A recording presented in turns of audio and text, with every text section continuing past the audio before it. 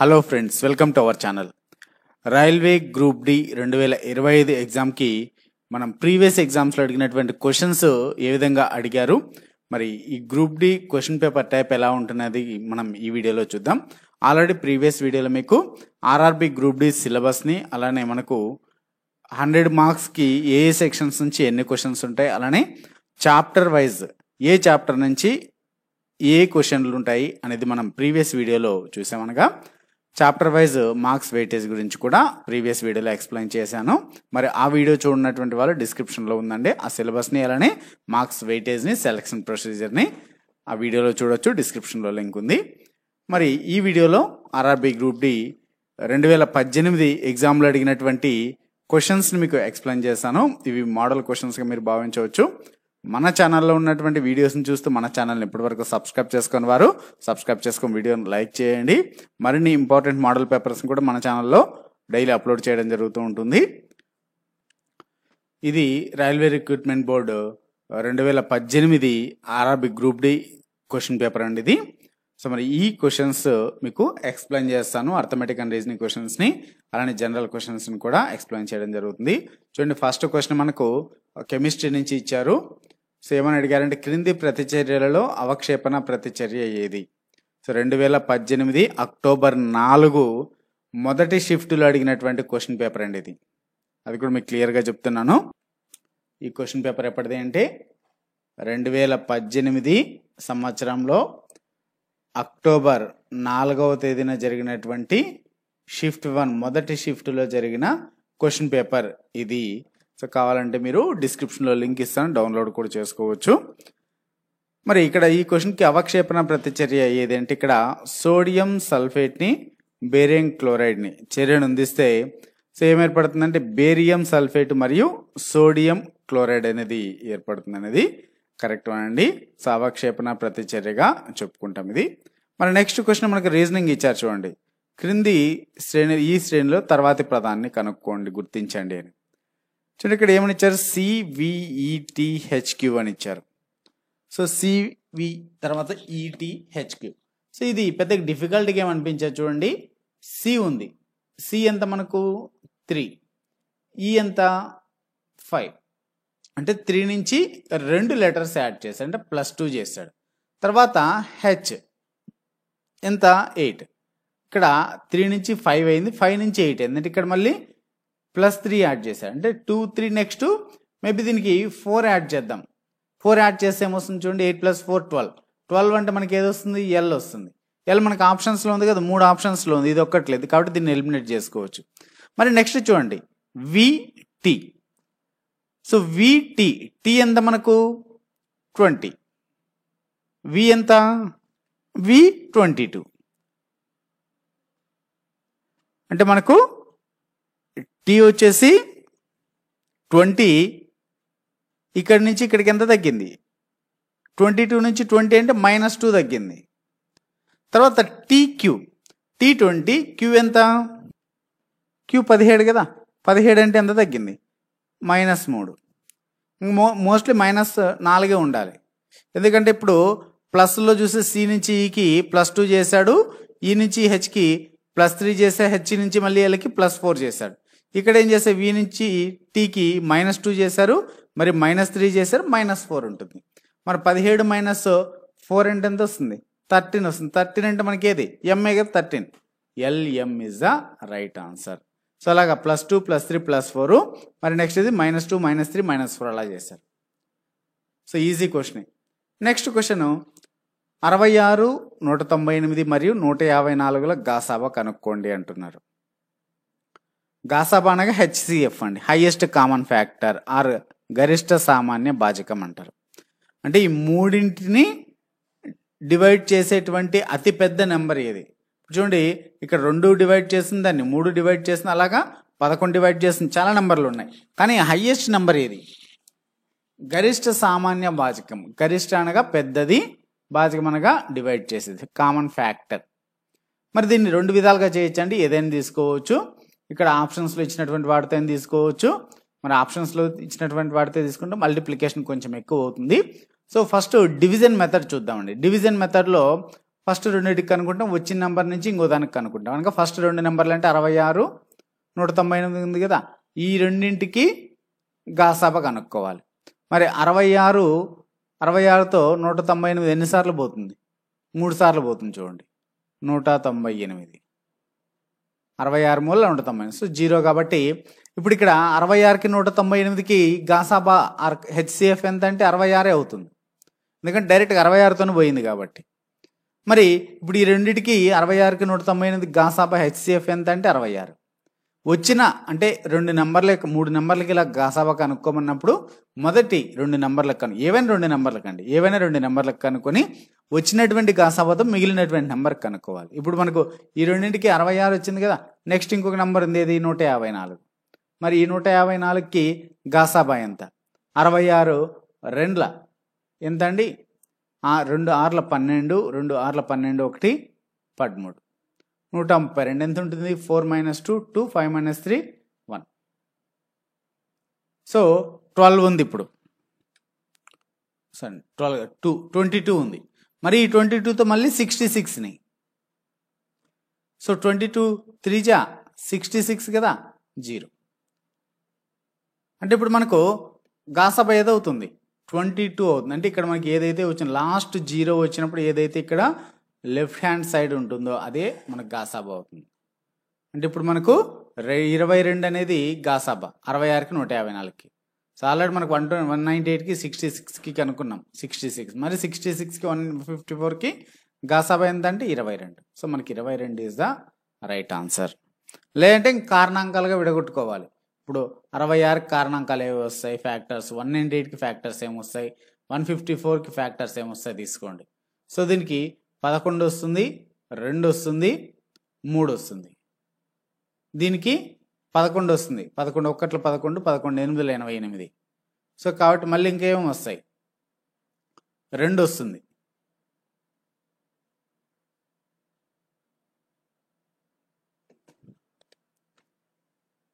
2 వస్తుంది, 3 వస్తుంది, మళ్ళీ ఇంకొక 3 కూడా వస్తుంది. 3 వల్ల 9 అని కూడా చెప్పొచ్చు. మరి ఇక్కడ 11తో 11 1 11, 11 4 44,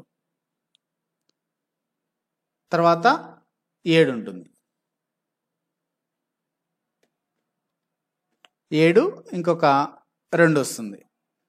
సో అంటే దీన్ని మల్టిప్లై చేసుకుంటే మనకు అలా వస్తుంది. అంటే ఇప్పుడు అన్నింటిలో కామన్ ఫ్యాక్టర్స్ ఏమన్నా 11 ఒకటి ఉంది, ఇంకొకటి 2 ఉంది. సో 2 కామన్ ఫ్యాక్టర్స్ కాబట్టి 11 2 జా 22 ఇలా అని తీసుకోవచ్చు. ఇలా రాసుకున్నా, ఇలాగా డివిజన్ మెథడ్లో ఫాలో అయినా ఏదైనా మనకు రైట్ ఆన్సరే వస్తుంది. నెక్స్ట్ క్యాలెండర్స్ నుంచి క్వశ్చన్ ఇచ్చారు చూడండి. అర్జును జనవరి 1, 2007 సోమవారం రోజు జన్మించాడు. జనవరి 1, 2008లో ఆ రోజు ఏ వారంగా ఉంటుంది? సో ఇది క్యాలెండర్స్ నుంచి క్వశ్చన్ అండి. చూడండి, ఫస్ట్ మనకి ఇప్పుడు 2007 లీప్ ఇయర్ కాదా? సో చూసాను చెప్పుకోవచ్చు, అక్కడ 7 కనపడిందంటే అది లీప్ ఇయర్ కాదు అని. మరి 2008 లీప్ ఇయర్ అవునా కాదని మనకు అవుట్ ఆఫ్ క్వశ్చన్. ఎందుకంటే లీప్ ఇయర్ ఉందంటే మనకు ఫిబ్రవరి అనేది ఆ సంవత్సరంలో మనకు క్యాలిక్యులేషన్లోకి రావాలి. కానీ జనవరి 1 అడిగాడు, 2008 జనవరి 1 అడిగాడు కాబట్టి మనకు 2008 లీప్ ఇయర్ అవునైనా కాదైనా మనకు సంబంధం లేదు. సో కాబట్టి ఇప్పుడు 2007 జనవరి 1 నుంచి 2008 జనవరి 1 వరకు ఎన్ని ఆడ్ డేస్ ఉంటాయి? ఎన్ని బేసి రోజులు ఉంటాయి? ఎప్పటి నుంచి? జనవరి 1, 2007 నుంచి 1 జనవరి 2008కి. ఇప్పుడు మనకి ఇది నాన్ లీప్ ఇయర్ అంటాను. మరి నాన్ లీప్ ఇయర్లో 1 ఇయర్కి ఎన్ని ఉంటాయి? 1 ఆడ్ డే ఉంటుంది, 1 ఆడ్ డే. మరి ఇక్కడ ఈ 2007 జనవరి 1 ఏ వారం అన్నాడు? సోమవారం అన్నాడు, మండే. మరి 1 ఆడ్ చేసుకుంటే సోమవారము ప్లస్ 1 మంగళవారం. సో సింపుల్గా అయిపోయింది. మంగళవారం is the right answer, Tuesday.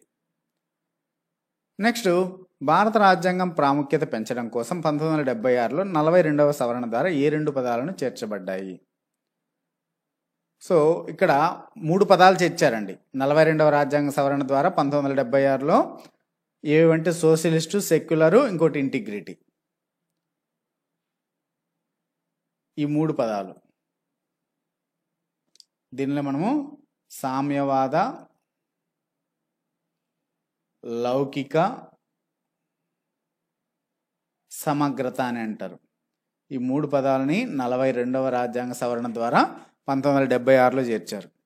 ఈ 42వ రాజ్యాంగ సవరణని ఏమని కూడా అంటారంటే మినీ రాజ్యాంగం అని కూడా అంటారు. మినీ రాజ్యాంగం. ఎందుకు మినీ రాజ్యాంగం అంటారంటే డైరెక్టివ్ ప్రిన్సిపల్స్ ఆఫ్ స్టేట్ పాలసీస్కి ఇందులో 4 చేర్చారు.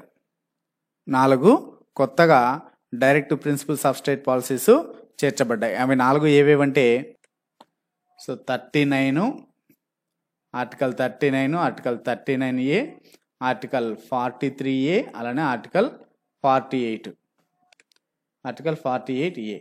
సో ఈ 4 కూడా చేర్చబడ్డాయి డైరెక్టివ్ ప్రిన్సిపల్స్ ఆఫ్ స్టేట్ పాలసీస్కి. సో కాబట్టి దీన్ని మినీ రాజ్యాంగం అని కూడా అంటారు. మరి ఇది ఎవరి నేతృత్వంలో జరిగింది అంటే ఇది ఇందిరాగాంధీ గారు ప్రధానిగా ఉన్నప్పుడు అండి. సో ఇందిరాగాంధీ ప్రభుత్వం ఉన్నప్పుడు ఇది జరిగింది, ఈ యొక్క 42వ రాజ్యాంగ సవరణ. ఓకే, నెక్స్ట్ వన్, ఇది కరెంట్ అఫైర్స్కి సంబంధించినటువంటి క్వశ్చన్ అండి. ఇది ఒక సీజన్లో 2 సార్లు ఎవరెస్ట్ని అధిరోహించి తొలి మహిళా పర్వతారోహికురాలుగా 2017 మే నెలలో రికార్డు సృష్టించిన వారిని ఈ కరెంట్ అఫైర్స్ క్వశ్చన్ అడిగారు. సో ఇదైతే మనకు అవసరం లేదు, కరెంట్ అఫైర్స్ అనేవి మారుతూ ఉంటాయి కాబట్టి. నెక్స్ట్ ఇక్కడ 2 ప్రకటనలు ఇచ్చారండి, ఒక ప్రశ్న ఇచ్చారు. మరి ఆ ప్రశ్నకు సమాధానం ఇవ్వాలంటే ఆ ప్రకటనలు 2 సరిపోతాయా లేదా అని మనకు క్వశ్చన్. మరి ప్రకటన ఏమని ఇచ్చారంటే ఎక్స్కి ఎంతమంది కుమారులు ఉన్నారు. మరి ఎక్స్కి ఎంతమంది కుమారులు ఉన్నారో కనుక్కోవాలంటే మనకు 2 స్టేట్మెంట్స్ ఇచ్చారు ప్రకటనలు. మొదటిది ఏమని ఇచ్చారంటే వై మరియు జెడ్ అనేవారు డబ్ల్యూకి సోదరులు, అది ఒకటి. మరియు జెడ్ తల్లి, డబ్ల్యూ తండ్రి భార్య. మరి ఈ రెండింటికి సంబంధించి ఈ 2 మనకు సరిపోతాయా, ఎక్స్కి ఎంతమంది కుమారులు ఉన్నారని చెప్పడానికి మొదటి 2 స్టేట్మెంట్లు సరిపోతాయా, లేదా మొదటిదే సరిపోతుందా, లేదా రెండవది సరిపోతుందా, లేదా 2 సరిపోవా, ఏదైనా ఒకటి సరిపోతుందా అని మనం గుర్తించాలి. ఇక్కడ ఎక్స్కి సంబంధించి ఎటువంటి డేటాను లేదు చూడండి, మొదటి స్టేట్మెంట్లో, రెండవ స్టేట్మెంట్లో. మళ్ళీ దీన్ని బ్లడ్ రిలేషన్స్లో వేసుకోవాల్సిన అవసరం లేదు.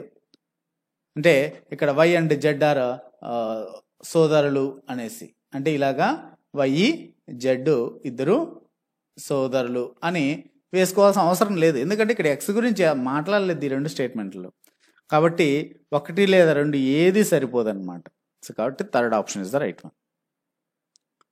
నెక్స్ట్, తూర్పుని ఈశాన్యంగా భావిస్తే పశ్చిమం ఏమవుతుంది? తూర్పు అనగా ఈస్ట్ అండి. ఇప్పుడు మనము ఆ డైరెక్షన్స్ వేసుకుందాం ఒకసారి. సో డైరెక్షన్స్ ఎలా వస్తాయి? ఇక్కడ నార్మల్గా అయితే 4 వేసుకుంటాం.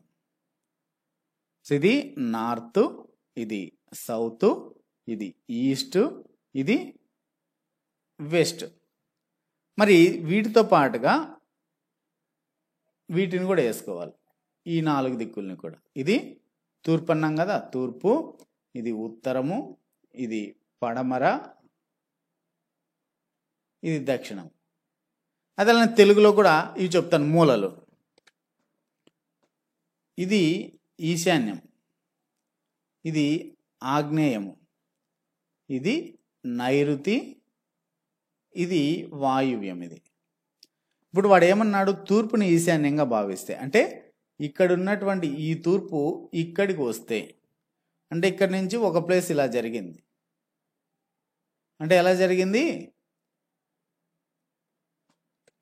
తూర్పుని ఈశాన్యంగా భావిస్తున్నారండి సార్. తూర్పుని ఈశాన్యంగా భావిస్తే అంటే ఈశాన్యం అనేది ఇక్కడికి వచ్చింది. అంటే ఈశాన్యం ఎక్కడికి వచ్చింది? తూర్పులోకి వచ్చింది.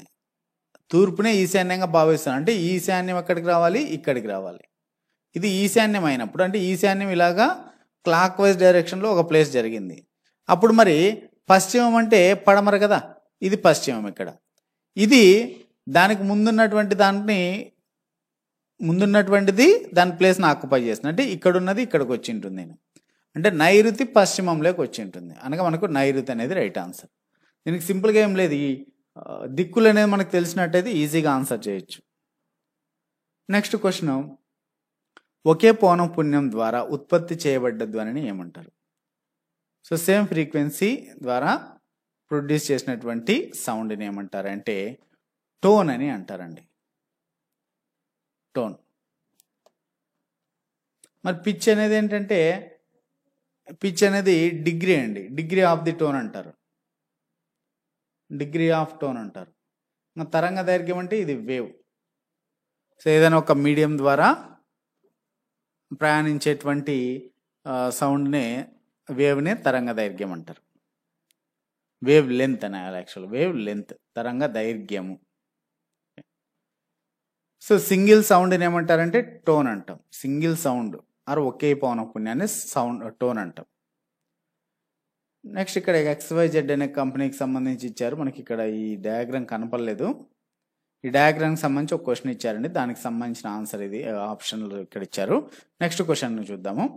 సాంప్రదాయక కణజాలం అవయవాల డాష్ ఖాళీలను నింపుతుంది, డాష్ అవయవాలకి మద్దతు ఇస్తుంది, కణజాల మరమ్మతులు చేస్తుంది.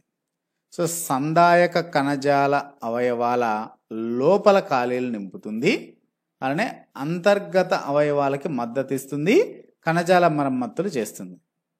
సందాయక కణజాలం అనేది ఆన్సర్ మనకు ఫస్ట్ వన్. నెక్స్ట్ ఏమని ఇచ్చారంటే చూడండి, ఇక్కడ రెండవ పదము మొదటి పదంతో సంబంధం కలిగి ఉన్నట్లుగానే మూడో పదంతో సంబంధం కలిగి పదాన్ని ఎంపికల నుంచి ఎంచుకోండి. ఇక్కడ వెయిట్ని లింగర్ అని రాశారండి. వెయిట్ అనే పదము లింగర్ అనేటువంటి పదంతో సంబంధాన్ని కలిగి ఉంది. అదేవిధంగా మనకు బైట్ అనే పదము దేనితో సంబంధాన్ని కలిగి ఉంటుంది అని అడిగారు. ఇక్కడ హిస్, గ్నో, జ్ఞా, ఈటు, మర్మర్. ఇక్కడ ఈ రెండు ఏమంటామంటే వీటిని పర్యాయ పదాలు అంటారండి. పర్యాయ పదం ఆర్ సినానిమ్ అంటారు. సినానిమ్ ఆర్ పర్యాయ పదం. మరి బైట్ అనే దానికి పర్యాయ పదం ఏంటి ఆర్ సినానిమ్ ఏంటి? సో బైట్ అంటే ఏమంటే కొరకడం ఆర్ కరవడం, పాము కాటును కూడా బైట్ అనే అంటారు. మరి దానికి రిలేటెడ్గా ఉన్నటువంటిది జ్ఞా. జ్ఞా అని మీనింగ్ కూడా కొరకడం అనే వస్తుందండి. జ్ఞా అన్న కూడా కొరకు అని, కరవడం అనే మీనింగ్. సో రెండు పర్యాయ పదాలు. ఆన్సర్ మనకు సెకండ్ ఆప్షన్. మోస్ట్లీ ఇటువంటివి కొంచెం డిఫికల్టీగా ఉండే, ఎందుకంటే ఈ బైట్ అంటే అర్థమవుతుంది, కానీ జ్ఞా, ఈట్, హిల్స్ ఇవన్నీ మనకు ఎప్పుడు చూడనటువంటి పదాలు. ఈట్ అనేది చూసింటారు, వినింటారు, మిగిలిన పదాలు వినింటారు. సో కాబట్టి ఇటువంటి కొంచెం డిఫికల్టీగా ఉంటే ఇటువంటి తెలిసి ఆన్సర్ పెట్టండి, లేదంటే వదిలేయండి, ఎందుకంటే నెగిటివ్ మార్కింగ్ కూడా ఉంటుంది. నెక్స్ట్ ఇక్కడ నాన్ వర్బల్ రీజనింగ్ ఇచ్చారండి. మొదటి చిత్రాన్ని అద్దంలో చూస్తే ఏ విధంగా ఉంటుంది, ఎంపిక చిత్రాల నుంచి ఎంచుకోండి. ఇక్కడ మనకు ఒక డయాగ్రామ్ ఇచ్చాడు, ఒక చిత్రం ఇచ్చాడు. ఇది క్వశ్చన్, ఇవి ఆప్షన్స్ ABCD.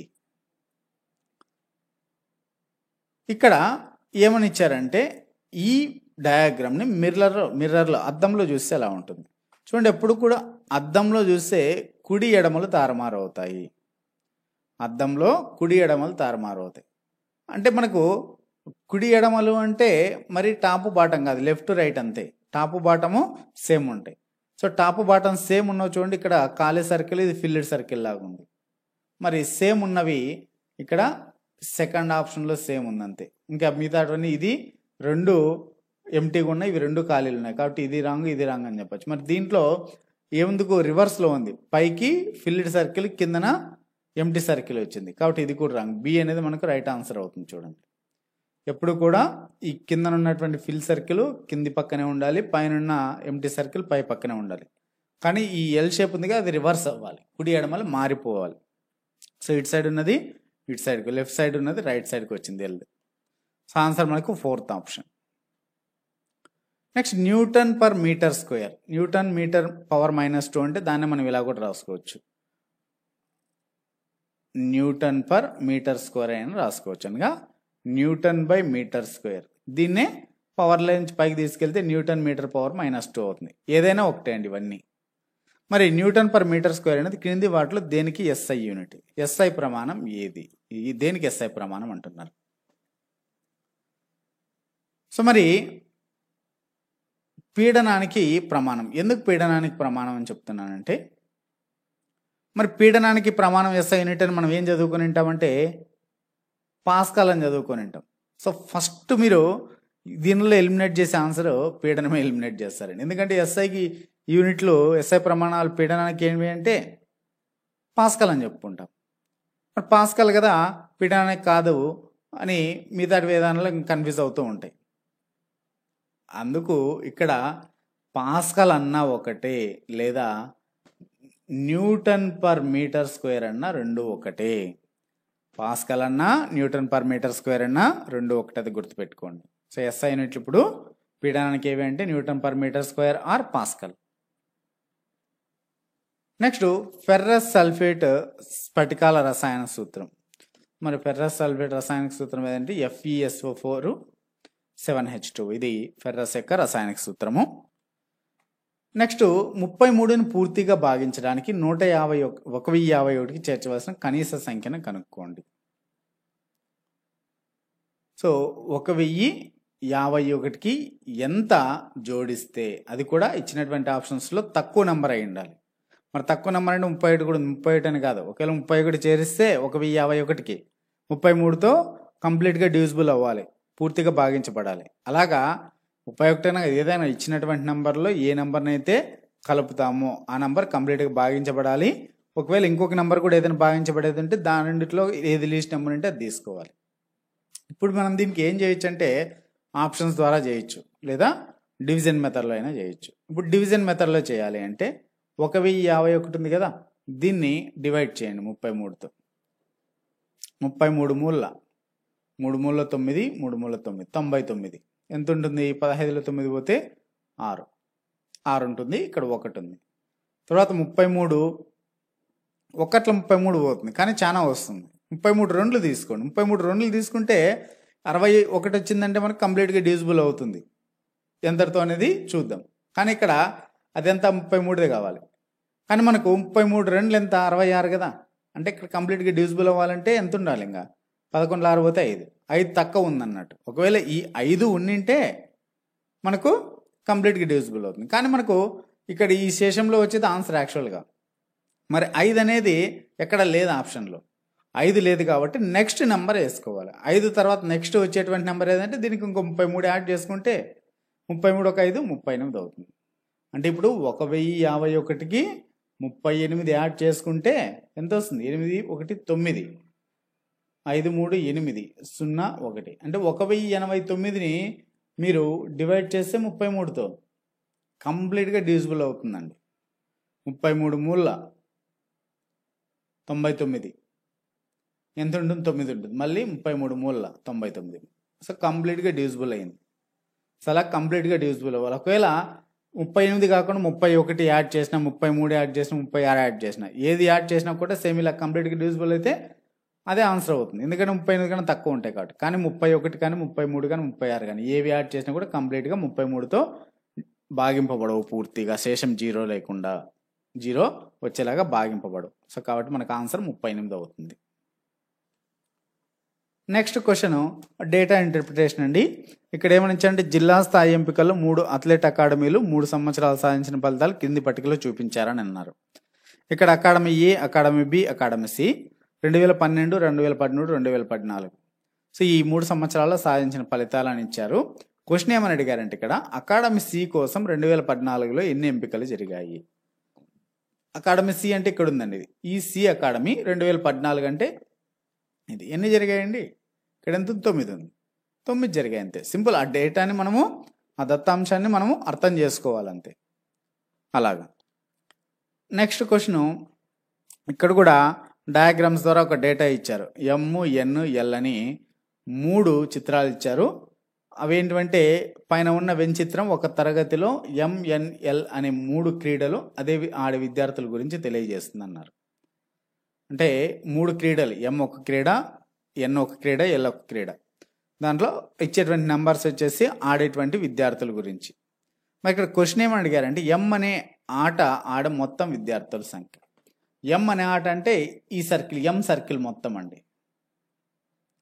ఈ సర్కిల్లో ఏ నెంబర్స్ ఉంటాయో వాటన్నిటిని యాడ్ చేయాలి. అంటే 11, ఒక 8, ఒక 6, ఒక 7 యాడ్ చేసి ఎంత వస్తాయండి?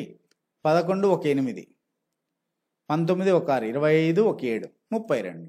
సో మొత్తం M అనే ఆట ఆడ విద్యార్థుల సంఖ్య 32 మంది. So third option is the right one. So ఇవి సమ్ ఆఫ్ ది క్వశ్చన్స్ అండి. మీకు అర్థం అవ్వడానికి 2018లో ఏ రకమైనటువంటి క్వశ్చన్స్ అడిగారు అని మీకు అర్థమవుతుంది. మనకి ఈ టైప్ ఆఫ్ క్వశ్చన్స్ని ప్రాక్టీస్ చేసుకోండి. ఎస్పెషలీ మ్యాథమెటిక్స్, అలానే జనరల్ ఇంటెలిజెన్స్ అండ్ రీజనింగ్. ఇవి దీంతో పాటుగా నెక్స్ట్ వీడియోలో మీకు ఈ వీడియోలో కూడా కొన్ని జనరల్ అవేర్నెస్ క్వశ్చన్స్ కూడా చెప్పాను, కెమిస్ట్రీ నుంచి, ఫిజిక్స్ నుంచి. సో మరిన్ని ఇంపార్టెంట్ క్వశ్చన్స్ని కూడా మీకు నెక్స్ట్ వీడియోలో అప్డేట్ చేస్తానండి. మ్యాథ్స్, అలానే general intelligence and reasoning, current affairs and general awareness and general science అన్ని సెక్షన్స్ నుంచి కూడా ఇంపార్టెంట్ క్వశ్చన్స్ని, ఇంపార్టెంట్ మోడల్ పేపర్స్ని కూడా మన ఛానల్లో డైలీ అప్డేట్ చేయడం జరుగుతూ ఉంటుంది. మరి మేము అందించేటువంటి ప్రతి ఒక్క వీడియో మీకు మొబైల్లో నోటిఫికేషన్ రూపంలో రావాలంటే కంపల్సరీగా మన ఛానల్ని తప్పకుండా సబ్స్క్రైబ్ చేసుకొని మనకు సపోర్ట్ చేయండి. అలానే పక్కన ఉన్నటువంటి బెల్ ఐకాన్ని క్లిక్ చేయండి. Thanks for watching.